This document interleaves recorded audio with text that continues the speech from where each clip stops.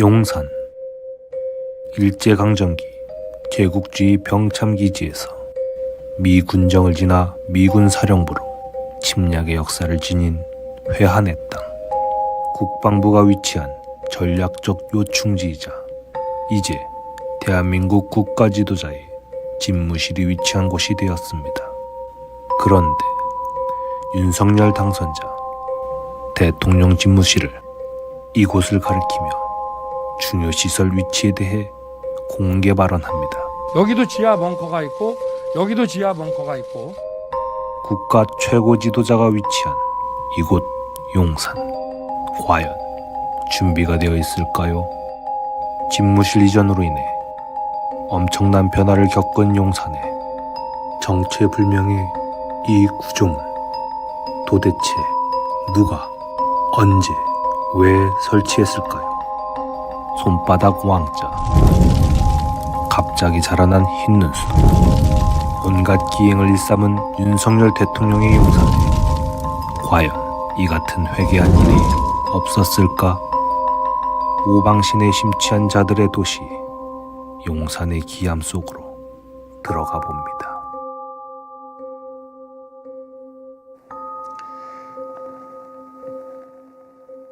여러분 안녕하십니까?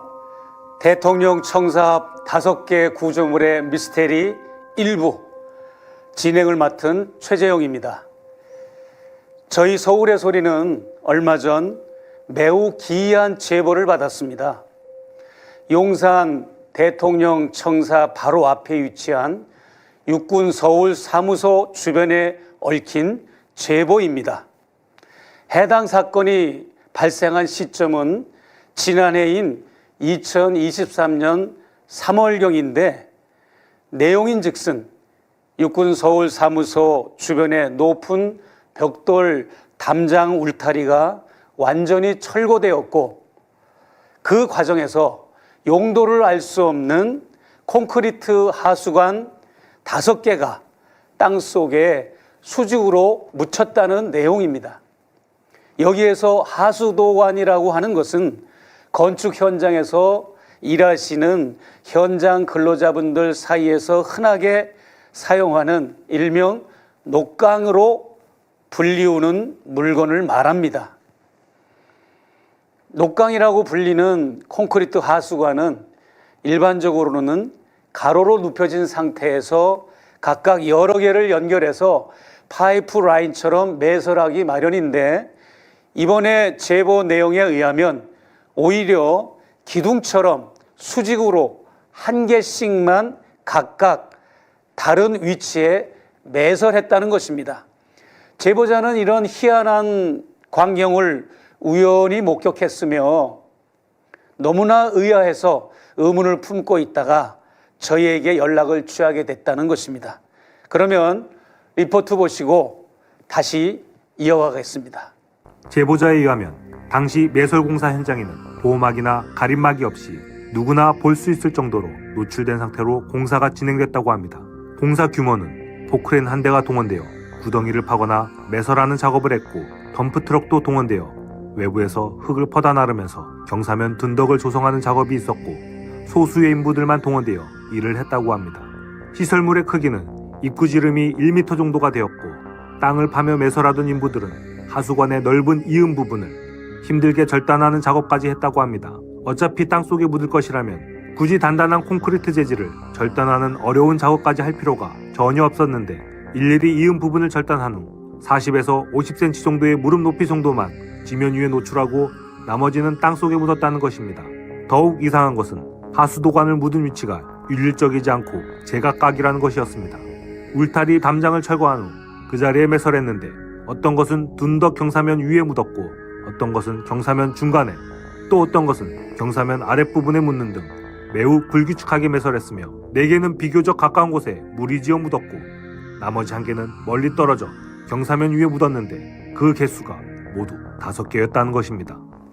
리포트 내용을 좀 더 자세히 보완해 보자면 기존에 있던 울타리 담장을 모두 없애고 그러고 나니까 정원의 높이가 옆에 있던 헬기장보다 높게 드러났고 그 과정에서 외부로부터 덤프 트럭까지 동원되어 흙을 퍼날라서 공사하는 인부들이 둔덕 경사면을 조성했다고 합니다. 그리고 한쪽에선 콘크리트 하수도관을 5분의 1가량을 자르고 또 한쪽에서는 자른 하수도관을 세로로 묻는 작업을 했으며 모든 공사를 다 최종적으로 마무리한 후에는 그 위에 잔디를 입혔다고 합니다. 매설된 설치물들은 모두 육군 서울 사무소 건물의 한강 쪽 방향을 향하고 있었는데 한 개는 헬기장 바닥면에 거의 가깝게 묻혀 있었고 세 개는 경사면에 밀집되어 묻혀 있었고 나머지 한 개는 경사면 위 계단 옆에 묻었다고 증언을 했습니다. 아무리 보아도 불규칙하게 묻혔을 뿐만 아니라 미신적인 이유가 아니라면 아무짝에도 쓸모없는 설치물로 보였다는 것입니다. 그리고 2023년 3월경이라서 경사면에 잔디가 뿌리를 내리는 시기가 아니라서 매설된 위치는 그대로 노출되었고 그 후 한때는 그물망처럼 풀잎 같은 것으로 해당 위치를 위장을 했다고 합니다. 이러한 이해할 수 없는 내용의 제보를 받은 서울의 소리 취재진은 매설한 하수도관이 모두 5개라는 점에 착안해 김건희 여사가 평소 오방신을 신봉한다는 대선 당시의 소문을 상기할 수밖에 없었습니다. 특히 지난 대선 기간이던 2022년 말 김건희 여사의 7시간 녹취록 공개 사건이 발생할 당시 김 여사는 전화번호, 코로나 컨텐츠 번호 모든 끝자리가 5였으며 심지어 윤석열 후보의 자동차 차량 뒷번호, 최은순 여사의 번호 등이 모두 5로 끝날 정도로 일가족이 모두 5자를 신봉했다는 풍문이 전국으로 떠돌기까지 했던 터였습니다. 그런가 하면 당선 이후에도 김건희 여사가 공식적으로 부르 이웃들에게 떡이나 과일 등을 선물할 때도 5라는 숫자에 방점을 두고 물건을 구매한다는 이야기가 나돌았는데요. 실제로 저희 취재진이 김 여사가 어느 정도 5자를 좋아하는지 사실 여부를 확인했습니다. 리포트 들어보겠습니다.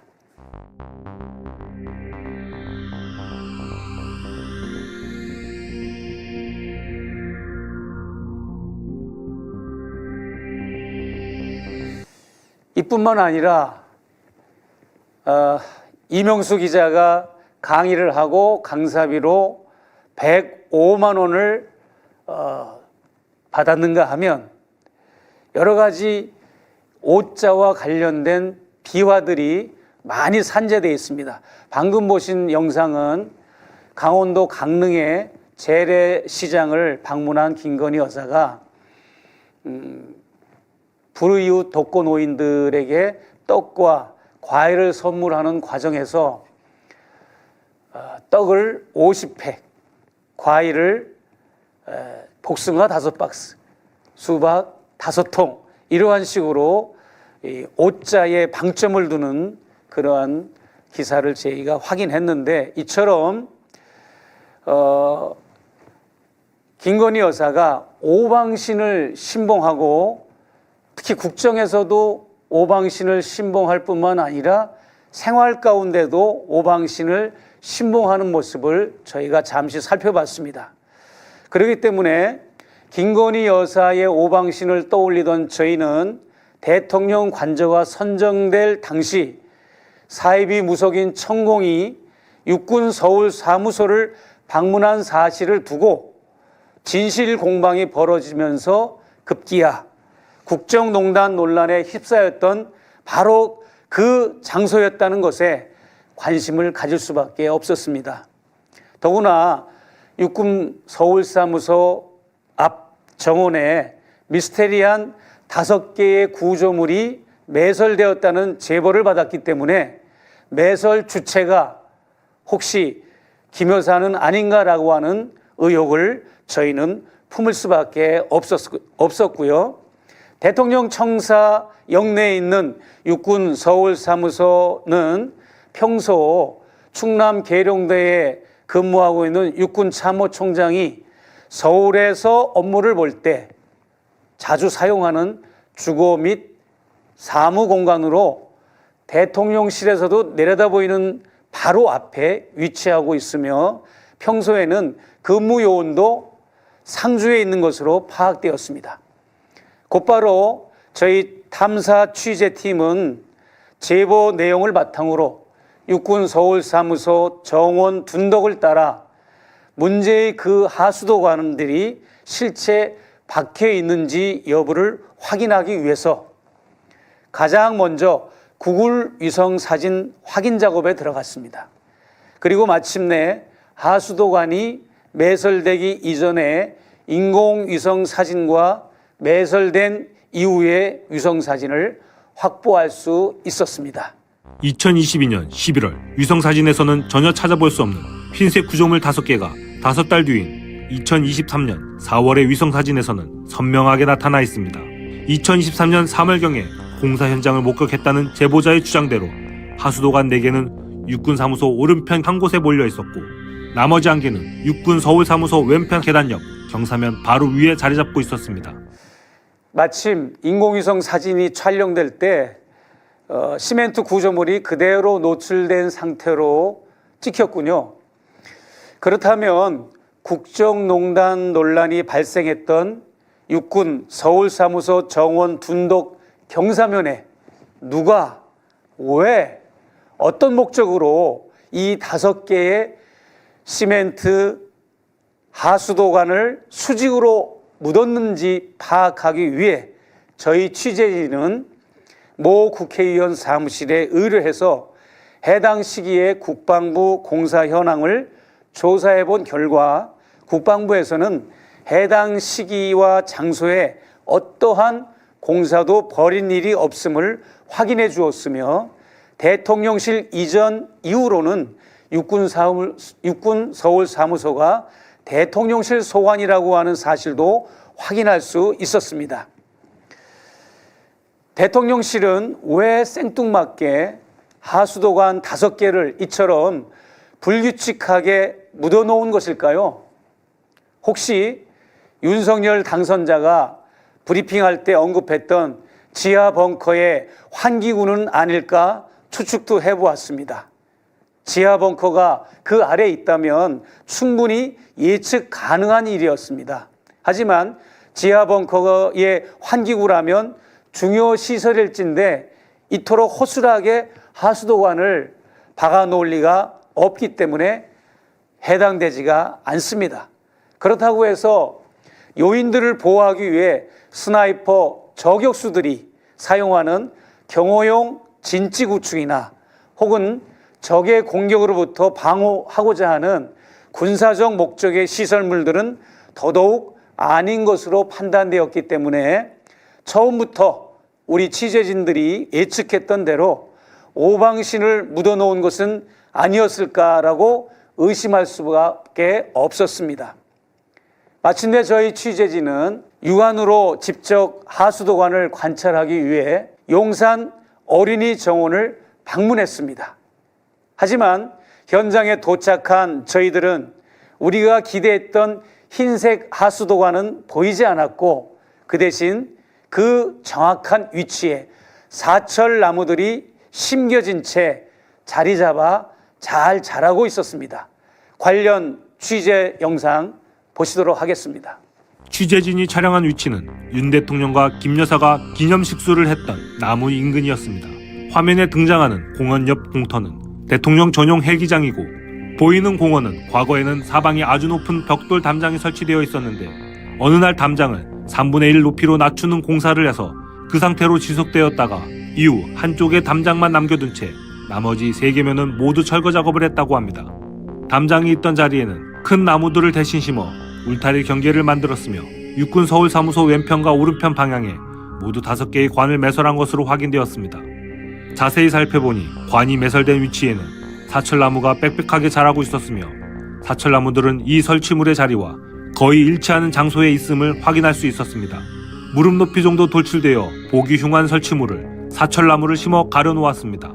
이런 구조물이 있다는 것을 용산을 출입하는 기자나 민원인들 그리고 일반 국민들에게 최대한 숨기라 한 것이 아니냐는 의심을 들게 하는 부분입니다. 리포트 잘 봤습니다.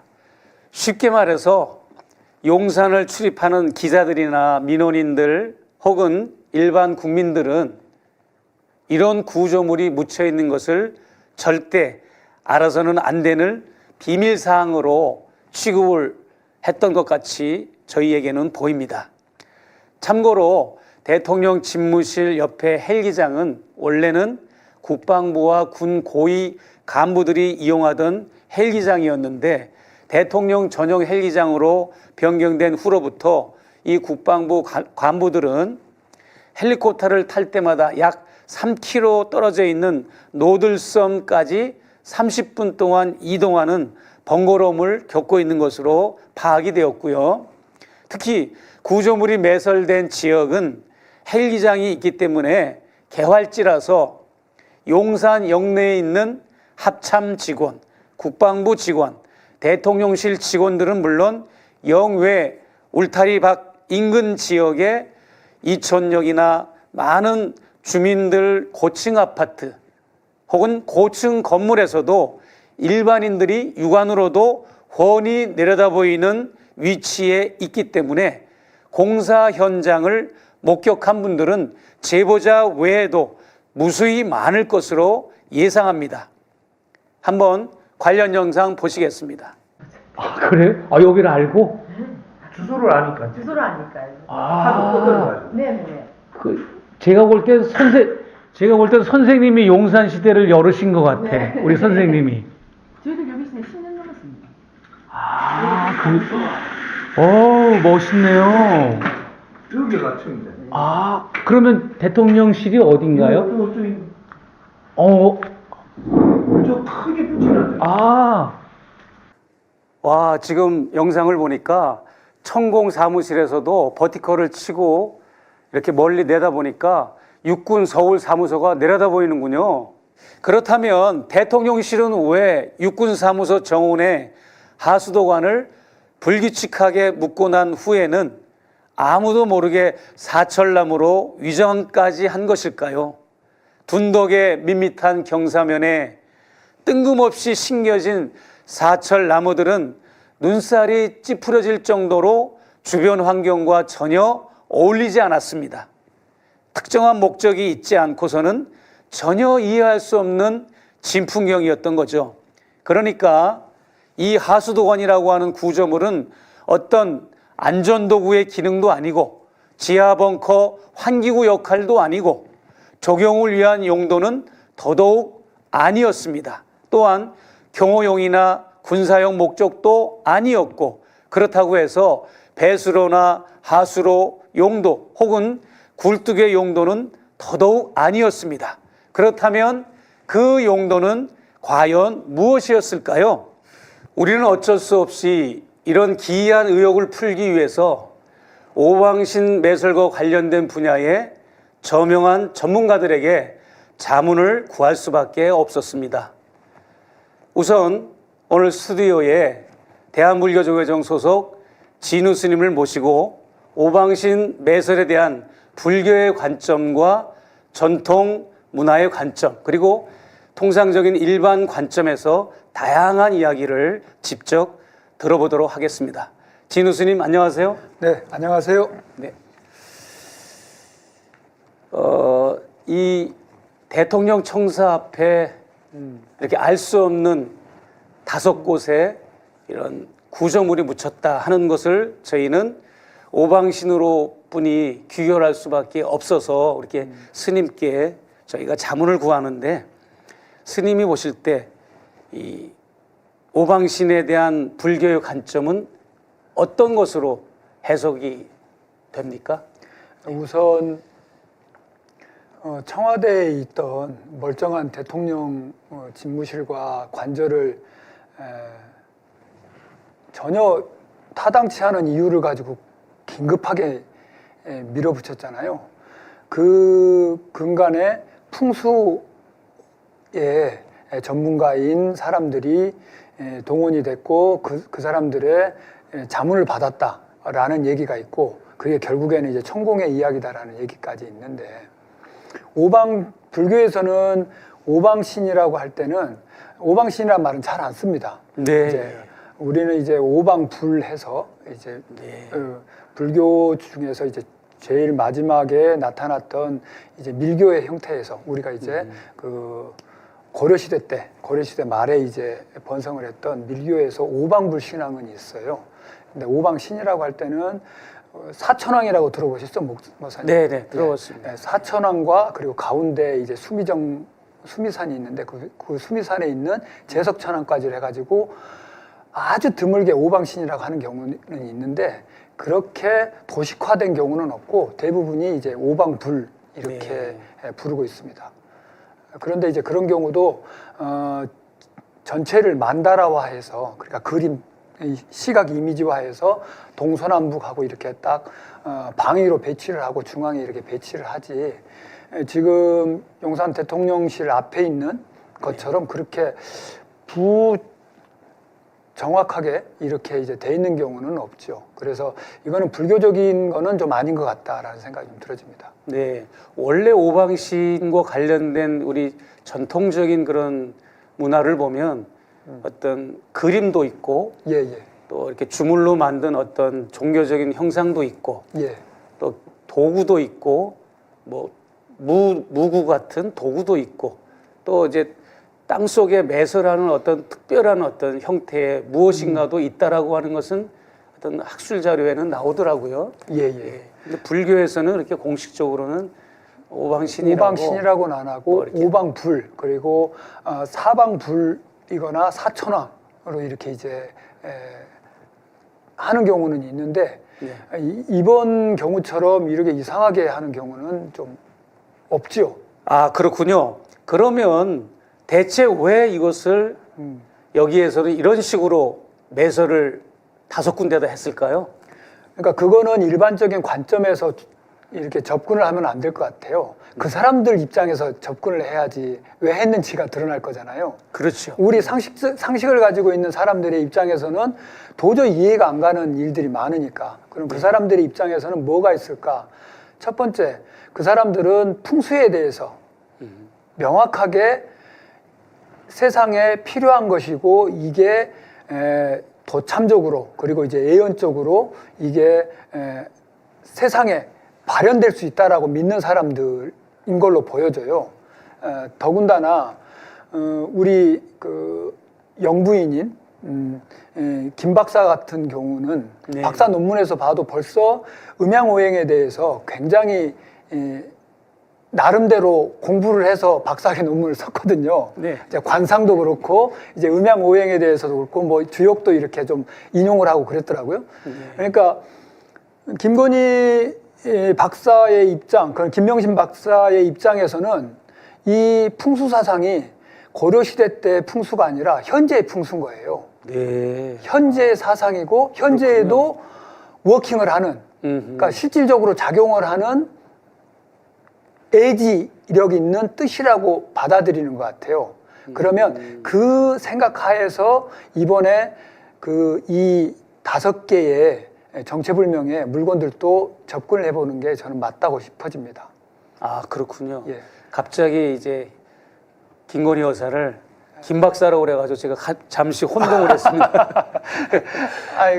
그러니까 그 목사님이 표현하시기에는 이걸 그 하수관이라고 표현하셨는데 저는 이제 물체가 쓰여지는 용도에 따라서 상수도를 연결하면 상수관이 되고 하수를 연결하면 하수관이 되고 그리고 어떻게 쓰였느냐가 굉장히 중요한 것 같아요. 그래서 이거를 이제 관이라고 본다 그러면 앞뒤가 다 그러니까 좌우가 다 뚫려 있으면 그걸 관이라고 하고 혹시 그게 막혀 있거나 뚜껑이 있으면 그거를 관이라고 부르거든요. 나무 목자를 써서. 네. 근데 이 관의 형태로 우리가 제일 많이 이렇게 공간을 썼던 것 중에 하나가 세로로 만약에 묻었다고 하면 세로로 묻었을 경우에 이 관으로서의 역할을 했던 게 우리 신라시대나 예전에 썼던 옹관이라는 게 있습니다. 네. 예. 옹관은 세워서 묻었어요. 이렇게 대부분의 관은 이제 나무관이나 이런 거는 석관은 누워서 옆으로 횡으로 묻었지만 네. 옹관 같은 경우는 세워서 했거든요. 그런데 이 지금 그 용산 대통령실 앞에 5개가 묻혀 있다라는 그 관들이 만약에 세워져 있다면, 그리고 만약에 그게 바닥이 있거나 뚜껑이 있다고 하면 이거는 통하는 게 아니라 어떤 내용물을 묻기 위한 거였을 거다라는 생각이 들어지거든요. 아, 그렇군요. 예. 그리고 그것은 저는 이 사람들이 풍수에 대해서 굉장히 소중하게 생각하고 대통령실을 옮길 만큼 거기에 푹 빠져 있는 사람들이기 때문에 저는 거기에 대해서도 그것도 아마 풍수의 입장에서 해석을 한번 해볼 만하다라고 저는 여겨지는 거예요. 그 제가 듣기로는 뭐 일설에는 불교 측인지 어디에서 거기에다가 뭐 화기인가 땅에 무엇을 하기 위해서는 소금을 집어넣는다는 예, 얘기를. 그런 경우도 많죠. 예. 그러니까 그 대표적인 게 한양도성, 그러니까 네, 지금 예. 김건희 박사 및 이제 윤석열 대통령이 옮긴 이유가 많은 사람들이 천공의 제안에 의하면 지금 예전에 있던 청와대가 흉지여서, 특히 네. 관저 자리가 흉지여서 옮겼다는 거잖아요. 네. 그 관점에서 본다 그러면 청와대 자리가 정해지게 된 게 조선조 초잖아요. 그게 이제 무학대사가 이제 점지를 해준 자리거든요. 그렇죠. 네. 근데 그때 또 문제가 됐던 게 뭐였냐면 관악산으로부터의 오는 화기를 어떻게 막느냐가 제일 큰 문제였어요. 그래서 숭례문을 남대문인 숭례문을 세로로 이렇게 현판을 달게 하거나, 그리고 광화문 앞에 있는 불을 억누를 수 있는 서수인 해치를 이렇게 배치를 했던 것도 같은 이유거든요. 아, 그렇군요. 근데 방금 말씀드렸던 숭례문을 세로로 쓴 거나, 그리고 해치를 배치한 거나, 그리고 경회루가 있는 그 연못을 판 거나, 그거하고 상관없이 용산 대통령실 갑자기 남대문 밖으로 나와버린 거잖아요. 네, 예. 그런데 관악산은 아직도 그대로 있고, 이 사람들이 보기에 네, 예, 예. 관악산의 화기가, 네. 그리고 관악산이 또 뭘 뜻하냐면 신하들의 이제 권한이거든요. 네, 그러니까 예. 뭐 굳이 따진다면 국회의원들이나 예, 다른 이제 정치인들의 세력을 억누를 수 있어야 되는데, 그게 이제 보호막이 없어져 버린 거예요. 남산과 숭례문과 그리고 해치가 없어져 버리다 보니까 그러면 뭔가가 필요했을 수도 있겠다 라는 생각 하나. 아, 그렇군요. 예, 예. 그래서 예전에는 그거를 풍수사상의 우리나라의 최고의 대가였던 도성국사께서는 그걸 비보라고 했거든요. 혹시라도 풍수가 명당인데 모자란 게 있으면 따로 이렇게 보완한다라는 뜻으로 해가지고 그곳에다가 사찰들을 지은 경우가 있어요. 그래서 대표적인 게 그 관악산의 신하들의 권세 내지는 관악산의 화기를 억누르려고 호합사라고 하는 절을 그 관악산 자락에다가 이렇게 짓기도 했거든요. 근데 그런 차원에서 풍수를 절대적으로 믿는 사람들의 차원에서 본다 그러면 이제는 남산과 숭례문과 해치가 없어진 상황에서 대통령실을 누가 보호해 주지? 라는 생각이 있었다면 아마도 뭔가를 대비를 해야 되는 앵마기처럼 뭔가를 해야 되는 작업이 필요했을 것이다 라는 생각 굉장히 일리가 있어 하나가 듭니다. 보입니다. 그리고 또 하나를 제가 또 생각을 하자면 예. 남산이 가로막지 않고 남산 지금 자락 앞으로 나와 있는 대통령실이 뭐에 또 노출이 되냐면, 이 사람들은 굉장히 소중하게 생각하니까 이 일반 국민들이 생각하는 거하고 달리 철저하게 생각하니까 지금 어떻게 하다 보니까 현충원하고 바로 직경거리가 훨씬 더 가까워져 버린 거예요. 중앙에 가려지는 게 없이. 이 사람들이 생각하는 음택의 거리와 가까워져 버린 거예요. 원효대교만 건너면 바로 국립현충원이잖아요. 용산하고 바로. 그렇습니다. 그래서 그거에 대한 대비도 하지 않았을까라는 것까지 의심을 한번 해봅니다. 그렇다면 과연 시멘트 구조물에는 뭘 집어넣었을까요? 그게 이제 사실은 제일 중요해요. 그러니까 그거를 그러니까 정상적인 만약에 아까 말씀드렸듯이 관악산에 화기를 누르려고 소금 정도를 넣었다. 그러면은 5개까지 할 필요는 없거든요. 그러니까 5개까지를 했다라는 거는 각각의 그 의미가 다르다라는 걸 뜻하는 것 같아요. 그래서 오방불이나 오방신이 되더라도 각각의 색깔이나 그 내용물들이 다르거든요. 우리 신장에서도 내장에서도 오장육부 그러잖아요. 그렇게 다 각각의 기능이 다른 것처럼. 그래서 그 내용물을 한번 살펴봐야 되는데 만약에 어떠한 액기운, 제가 두 번째 말씀드렸던 화기운도 그렇고 충이 장정들의 그런 기운들이 본인들한테 해가 된다고 생각을 해서 그걸 막으려고 했다면 흉한 게 들어있을 수도 있죠. 흉한 거라면 가령 어떤 거를 예를 들 수 있겠습니까? 그러니까 누가 그거를 제안했는지는 모르겠지만 정상적으로 제안하는 사람들 같으면은 그렇게 흉한 게 아닐 수 있는데 만약에 소를 산 채로 가죽을 벗겨서 제사를 지내는 것이 득이 된다라고 얘기를 하고 그 의례를 집행했던 사람들이라면 흉한 게 들어있을 가능성이 훨씬 더 많습니다. 아하, 소름이 끼치네요. 예, 저도 그렇습니다. 그렇군요. 그러니까 어떤 주술적인 내용물 혹은 어떤 액막의 보호용이 아니라 어떤 누군가를 상대를 공격하기 위한 공격용으로도 무엇인가를 집어넣을 수도 있을 것이고 다양한 내용물이 들어갈 수 있다는 것이군요. 그렇게 생각하는 게 국민들 그리고 한민족 분들이 공통적으로 공감할 수 있는 내용 정도라면 광화문 앞에 해치상처럼 드러내놓고 했겠죠. 그렇습니다. 그러면 이번에는 우리 서울의 소리 기자가 전남 지역의 어느 전문가 한 분과 전화로 사전에 인터뷰를 시도했는데 한번 그 내용을 들어보시겠습니다. 4개는 45도 정도 걔는 비탈면에다가 걸 박은 거고요. 하나는 땅 지면에다가 땅에다가 박았다는 거죠. 그런데 그래서 이제 그게 경사면에 사방을 쳤고요. 하나는 밑에 바닥 있는 쪽으로 내려와 쳤다는 얘기잖아요. 네네.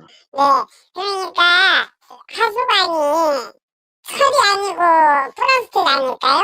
우리 시멘트 같은 거를 만들어 가지고 땅에다 묻는 시멘트 종류예요. 쇠는 우리가 보는 석회나 흙이나 돌로 보는 거거든요. 아, 예. 그거는 나쁜 예방을 쓸 때는 그렇게 그걸로 안 써요, 원래가 우리가. 나쁜 기관을 한다면 그 세멘트 가지고 안 해요. 그러면 쇠 같은 거. 철이나 그런 정이나 이런 걸 가지고 한다고 생각을 하면 돼요. 예. 집터나 예를 들어 무슨 사업터나 이런다고 생각을 하면 내가 봤을 때는 그 사람들이 그게 나쁜 예방을 한 것 같진 않네요. 그렇게 생각을 하면. 그러면 불교에서는 보통 오방 같은 것들이 이제 방위를 중요시 여겨서 방향을 동서남북 중앙을 이렇게 맡아가지고 한다는데 근데 그거를 꼭 동서남북으로 안 하고요. 엇갈리게 하는 사람도 있어요. 무속에서는 뭐 오각형으로 해가지고 하지는 않고 뭐 모양에는 상관없이 이렇게 하는 겁니까? 그렇게 그게 기법을 쓰는 사람마다 달라서요. 근데 말뚝을 예를 들어 그 하수관계를 뭐 하나면 하나, 둘이면 둘만 박아도 효과가 있을 텐데 왜 꼭 굳이 5개를 박았을까요? 5개를 오방을 친 것 같아요. 오방을 빗끌려 친 것 같아요. 빗끌려서? 간방으로. 오방을 동서남북 이렇게 정방을 안 하고요. 간방으로. 아, 왜냐면 그 사람들이 간방이 맞으면 간방을 가거든요. 전방이 아니고. 아, 그게 사람에 따라서 틀려지는군요. 그러죠. 그때그때 운기에 따라서 정오방을 치냐 간방으로 가냐. 아, 근데 그거는 내가 이제 현장을 보지 않는 이상은 뭐라고 말씀드리기가 힘들고 네, 그 예를 들어 그 주술얘기를 하는 사람이 무속인이 했다고 하면 네, 그 상대방에서 뭐가 안 되니까 이게 좀 잘 되는 기운을 만들어 주십사 해서 그렇게 할 수도 있고요.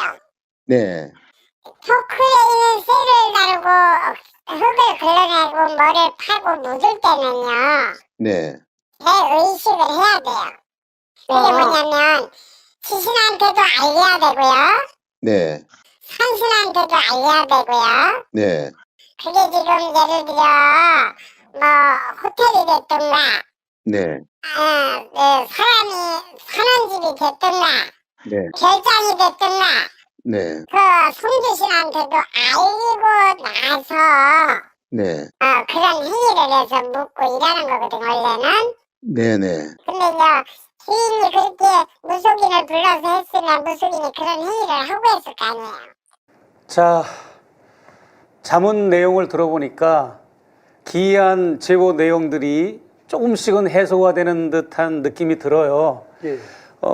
저분은 좀 전에 그런 경우에는 맥을 끊어내는 쇠말뚝과는 달리 흙과 돌의 성질이 있는 콘크리트 재질의 하수도관은 앵마기용으로 세워서 묻을 수 있다는 그런 설명을 해줬는데 스님은 어떻게 생각하십니까? 저는 관이라는 거에 집중을 해야 된다고 생각을 해요. 네. 그 이유는 뭐냐면 훨씬 더 내용물을 그러니까 그 콘크리트 기둥이었다 그러면 더 작고 더 간단하게 할 수가 있잖아요. 그런데 관이라고 하는 건 또 부피가 커졌잖아요. 그럼 작업하기가 더 힘들었을 거거든요. 네. 근데 굳이 관을 한 이유는 안에 내용물을 생각을 했기 때문이라고 저는 생각이 들어집니다.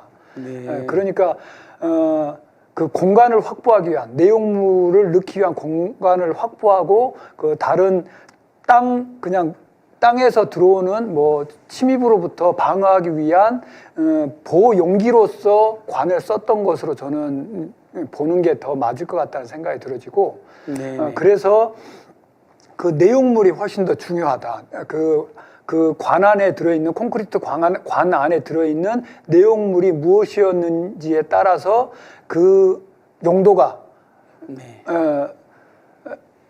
뭘 의도했는지를 추측할 수가 있는 것이지 그 관을 묻기 위해서 그 관이 어떤 작용을 하는 건 아니었던 것 같아요. 네, 그렇군요. 그리고 방금 저 전문가의 의견을 들어보니까 보통 오방시는 다이아몬드 방향이라든지 그 특정한 그 이렇게 위치가 설정되어 있는데 여기에서는 현장에서는 이렇게 제각각으로 불특정하게 불규칙하게 이렇게 매설된 것을 이분은 감방이기 때문에 그렇게 했다라고 하는데 그 감방이 혹시 뭔지 제가 생각할 때는 이렇게 비껴서 친다 그래서 감방이라고 얘기를 하시는 것 같아요. 저분은 엇갈려서. 엇갈려서. 그러니까 우리가 동서남북 하면은 그 사이를 그러니까 동남쪽 그러면 이제 우리가 한 5시 방향, 4시 방향 정도를 이제 그 감방이라고도 얘기를 하는데 원래는 동북쪽을 감방이라고 원래 이렇게 하죠. 동남쪽도 감방이라고 하고 이렇게 이제 이제 정북 그러면 이제 딱 그 90도를 딱 봤을 때를 하는데 저분 말씀을 보자면은 정면으로 맞대서 보는 게 아니라 약간 비껴서 친다라는 의미로 정방인 것 같다라는 이제 의미로 저는 이제 들었습니다. 그래서 약간 좀 정수가 아닌 약간의 편법인 그리고 이제 변칙적인 것을 뜻하는 것으로 저는 그렇습니다. 들었습니다. 예, 그러니까 변칙적이라고 하는 표현이 정확할 것 같고요. 그러다 보니까 이제 무속인이 직접 방문해서 맥에 따라 짚어준 곳에 묻는 것이 감방이거든요. 그러면 그렇다 보면 이 현장에 묻은 이 하수도관을 도구로 한 이 감방을 펼치기 위해서는 무속인이 현장에 직접 방문해서 지세를 살펴보고 그런 다음에 조목조목 어디라고 지정을 해줘야 이게 가능한 얘기인데, 그렇다면 스님이 보실 때 누군가가 다녀갔다고 보실 수 있는 거죠? 누군가가 다녀가서 볼 수도 있겠고, 네. 어느 분, 우리가 제일 잘 아는 네. 그분은 뭐 커튼만 열면 보이던데요, 뭐. 그런가요? 그랬을 수도 있고. 네, 예. 그렇다면 누군가가 육군 서울 사무소를 방문해서 콘크리트 구조물을 도구로 해서 미신적 구조물을 매설하고 그 안에 무엇인가 내용물을 채웠다고 지시했다고 보는 것이 정확한 것입니다. 과연 감방을 놓는 공사를 감독한 인물은 누구일까요? 천공일까요? 건진법사일까요? 아니면 백재권 교수일까요? 그것도 저것도 아니면 또 다른 복수의 인물들일까요? 육군 서울 사무소는 지난해 국방부 장관 관저와 함께 육군 참모총장 관저와 함께 천공이 방문했었다고 하는 국정 논란이 지금까지 끊이지 않고 있는 장소인데, 만일 저 당시 저들 중에 한 명이 저 서울 사무소를 방문했었다면 감방 매설 프로젝트는 그분의 작품일 가능성이 클 수밖에 없을 것이고, 누가 방문했는지에 대한 진실 공방의 문제도 한 번에 해결될 것으로 생각이 됩니다. 대통령실은 명확하게 이 사실을 국민들에게 납득할 수 있도록 해명해 주시기를 촉구합니다. 만일 대통령실 앞에 육군 서울 사무소 정원 경사면에 묻힌 이 액막이용 감방들이 그 용도가 맞다면 무슨 목적으로 대통령 관저 후보지에서 탈락한 그 육군 서울 사무소 앞에 그 감방을 매설해 놓았을까요? 설령 액막이용 감방이 대통령실을 보호할 목적이라면 왜 대통령실 이전 직전이나 직후가 아닌 2023년 3월에 들어서야 허겁지겁 이 감방을 매설했냐는 것입니다. 그 의문을 풀기 위해서 저희 취재진은 이태원 참사 사건으로 시선을 돌려야만 했습니다. 리포트를 보시겠습니다. 지난 2022년 12월 말부터 2023년 봄까지 참사 규명 촉구 집회에 유족단체는 물론 수백 개의 시민단체까지 가세하면서 수천 명의 집회 인원이 녹사평역에 집결해 농성하고 있었습니다. 농성장이 설치된 녹사평역은 윤 대통령의 출근길 길목에 자리하고 있었습니다. 사실 이태원 참사 사건이 발생하고 나서 2022년 12월 말부터 2023년 봄까지 참사 규명 촉구 집회에 유족단체는 물론이고 수백 개의 시민단체들이 가세하면서 시의대원들이 수천 명으로 불어나가지고 녹사평역에 직결해서 농성을 하고 있었거든요. 네. 만약 이때 시위대가 수만 명으로 불어나게 된다면 한남동 관저는 물론 대통령 청사까지도 위협을 받을 수 있는 매우 긴박한 상황으로 저희는 그때 당시도 판단을 했었어요. 그렇기 때문에 농성장이 설치된 녹사평역은 윤 대통령의 출퇴근 길목에 자리하고 있었기 때문에 농성장 집회 인원들이 수천 명에 달하면 한강 쪽 서빙고로까지 차단당할 수 있는 난감한 상황이었어요. 그런 여러 가지 이유 때문에 대통령 내의 안전 때문에 대통령실 청사를 영내에 있는 육군 서울 사무소로 옮기려고 하는 것으로 저희는 예측을 해보고 있는 거죠. 육군 서울 사무소는 대통령 관저 후보지 물망에도 올랐던 친근한 장소였기 때문에 대통령 부부는 이태원 참사로 인한 시위 때문에 관저를 함남동에서 그곳 서울 육군 사무소로 이전하려고 했던 것은 아니었을까라고 하는 의혹을 품을 수밖에 없었습니다. 그간 저와 서울의 소리는 윤석열 당선자가 청와대를 나와서 용산으로 이전한 이유와 배경에는 천공의 미신적 논리가 작동되었음을 누차 증명해 왔습니다. 만일 윤석열 당선자가 천공의 말을 거부하고 청와대로 들어갔더라면 용산 참사는 결코 발생하지 않았을 것이라는 것이 대다수 국민들의 지배적인 의견입니다. 이런 이태원 참사 당시 상황을 정리하자면 당시 윤석열 정권이 가장 신경을 쓰면서 두려워한 것은 국민적 분노가 폭발해서 시위가 전국으로 확산되는 것, 그리고 이태원역, 녹사평역, 용산 일대 등지에서 분노하고 있던 시위대들의 증가로 대통령의 출퇴근조차 힘들게 되거나 민중봉기가 일어나지 않을까 하는 부분을 가장 두려워하고 있었다고 저희는 판단합니다. 청와대를 안 간 윤석열 정권의 실정과 미신의 개입으로 인해서 집권 초기에 발생한 이태원 참사로 인해 대통령의 안위가 위기에 처했을 때도 결국 대통령 부부는 미신과 사이비 무속인들에 의존해 왔다는 것이 이번 오방신 매설 사건으로 드러난 것이 아닐까요? 대통령실이 위기에 처할 때마다 혹은 국가적 중대사를 결정할 때마다 알 수 없는 미신적인 시스템이 어김없이 작동했다는 것이 이번에도 여실히 드러난 것으로 저희는 예측할 수밖에 없습니다. 대체 대통령 부부는 미신에 의지하지 않으면 단 한순간도 국정 운영을 할 수 없는 겁니까?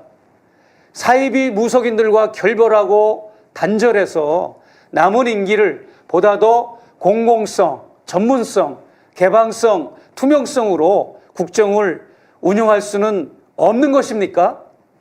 이번 매설공사는 대체 누가 은밀하게 주도했고 어떤 이유와 목적 때문에 시행했는지 이제 윤석열 대통령과 배우자인 김건희 여사 그리고 대통령실은 정확히 답해줘야 합니다. 저희 서울의 소리는 대통령실에 해당 공사 자료에 대한 정확한 사실 문건을 공개적으로 요청하는 바입니다. 국민들의 알 권리를 위해 정확한 진실을 밝혀주시기를 바랍니다.